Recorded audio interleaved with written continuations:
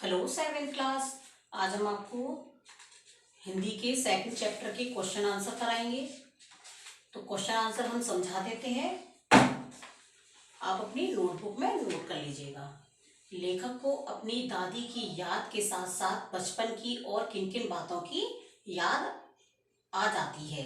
इसका आंसर है, जब लेखक को मालूम हुआ कि दादी माँ की मृत्यु हो गई है तो उसके सामने दादी माँ की सभी यादें सजीव हो उठती हैं। साथ ही उसे अपने बचपन की स्मृतियां, गंधपूर्ण चाक भरे जलाशयों में कूदना, बीमार होने पर दादी का दिन रात सेवा करना, किशन भैया की शादी और पर औरतों द्वारा गाए जाने वाले गीत और अभिनय के समय चादर ओढ़ कर सोना और पकड़े जाना, रामी चाची की घटना आदि भी बातें याद आ जाती हैं। इस क्वेश्चन में ये बताया गया है कि जब दादी माँ की मृत्यु हो जाती है तो जो लेखक है उसको अपने बचपन की कौन कौन सी स्मृतियां याद आती हैं। तो इसमें ये बताया गया है कि जब दादी माँ की मृत्यु होती है उसके बाद उनकी जो सजीव बात यादें हैं, उनकी जो बातें लेखक को याद आ जाती हैं कि किस तरह से वो लेखक जो है वो गंदे जलाशय में कूदता था, फिर बीमार हो जाता था तो दादी किस प्रकार से उसकी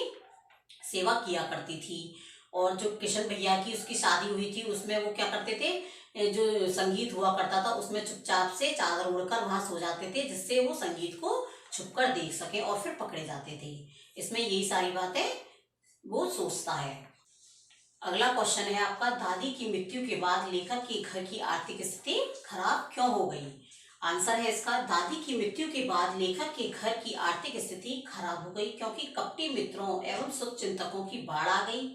इन गलत मित्रों की संगति ने सारा धन नष्ट कर डाला। इसके अलावा दादी के श्राद्ध में भी दादी माँ के करने के बावजूद लेखक के पिताजी ने बेहिसाब दौलत व्यर्थ की।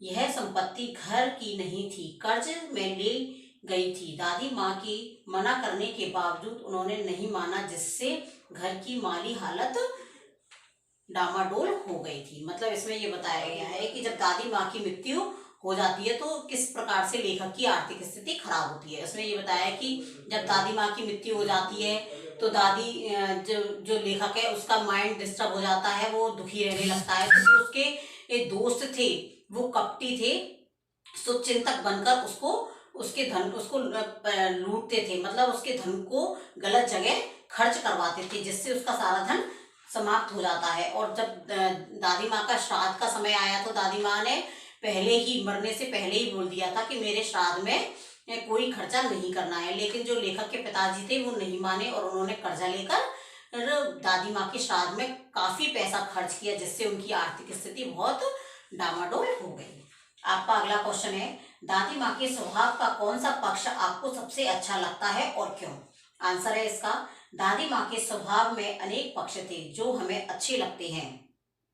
मसलन दादी माँ की सेवा, संरक्षणी, परोपकारी, सरस स्वभाव आदि का पक्ष हमें सबसे अच्छा लगता है, क्योंकि इन्हीं के कारण ही वे दूसरों के मन जीतने में सदैव सफल रही हैं। लेखक के बीमार होने पर दादी द्वारा उसकी सेवा करना, रामी चाची की बेटी की शादी पर उसके घर जाकर उनकी सहायता करना और पिछला बकाया ऋण माफ करना, पिताजी की आर्थिक तंगी देखकर दादी की निशानी सोने के कंगन उन्हें देना आदि दर्शाता है कि दूसरों की मदद करना ही उनके जीवन का प्रमुख उद्देश्य था।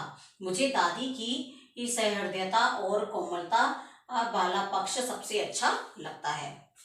मतलब इसमें पूछा है कि दादी माँ का जो पक्ष है वो कौन सा सबसे अच्छा लगता है। तो लेखक बता रहा है कि दादी माँ किस तरह से वो दूसरों की सेवा करती थी, सरल स्वभाव की थी, परोपकारी थी, उनको ये वाला पक्ष बहुत अच्छा लगता है। और वो किस तरह से, जैसे रामी चाची की लड़की की शादी थी तो उसमें उन्होंने काफी सहायता करी और जो रामी चाची के ऊपर ऋण था दादी का वो भी उन्होंने माफ कर दिया इस तरह से। और जब ना दादी माँ के बेटे का यानी लेखक के पिताजी पर की माली हालत खराब थी तो उन्होंने अपने सोने के कंगन भी उनको दे दिए। इस तरह से उन्होंने ये बताया कि दादी माँ का ये पक्ष उन्हें सबसे अच्छा लगता है। तो ये आपके सेकंड चैप्टर के तीनों क्वेश्चन कंप्लीट हो गए।